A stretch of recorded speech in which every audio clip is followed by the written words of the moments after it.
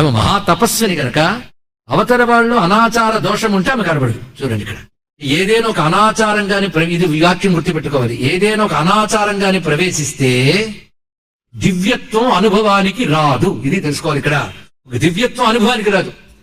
అందుకే మనకి ఏ దివ్యత్వం ఎందుకు రావట్లేదో, నువ్వు ఆ దోషం ఏదో చేసావు ఆలోచించుకో, ఎక్కడేం చేసావని ఇప్పుడు ఆలోచించాడు. నేను ఉత్థితేన ఉపస్పృష్టం, నిలబడి ఆచమనం చేశాను కనుక అది ఆచమనం చేసే పద్ధతి కాదు, నిలబడి ఆచమనం చేయరాదు, అది తప్పు.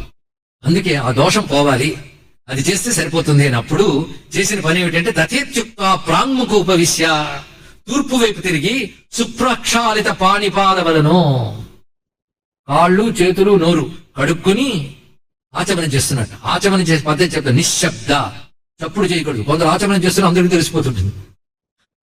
చప్పుడు చేయకుండా ఆచమనం చేయాలి. ఇవన్నీ విషయములు.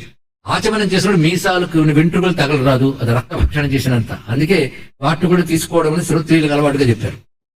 పైగా అఫేనా, నొరగలు ఉండకూడదు దాంట్లో. అలా ఉన్నటువంటి వాటితో తీసుకోవాలి. పైగా అనుష్ణాభిహి, వేడిగా ఉండకూడదా నీరు.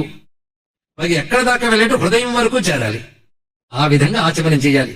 అలాగా ఇవన్నీ కడుక్కుని జాగ్రత్తగా నిలబడి కాకుండా కూర్చొని ఆచమనం చేసుకున్నాడు. ఆ చేసినప్పుడు ద్విపరిమృజ్యస్య, ఏ విధమైన శ్రోత్రియ ఆచమనమో చెప్తున్నారు ఇక్కడ. శ్రౌత ఆచమనం అంటారు.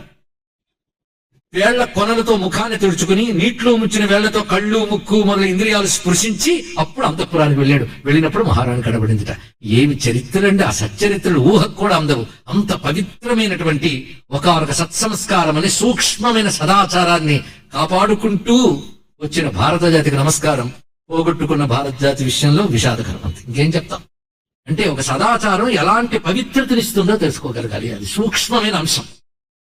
వీటిలో ఓనమాలు కూడా తెలియనటువంటి పాశవిక నాగరికత కలిగిన వాళ్ళు వీటిని హేళన చేస్తే దాన్ని ఉపాసిస్తూ మనం ఇవన్నీ వదులుకున్నాం. బాధాకరమైన అంశం.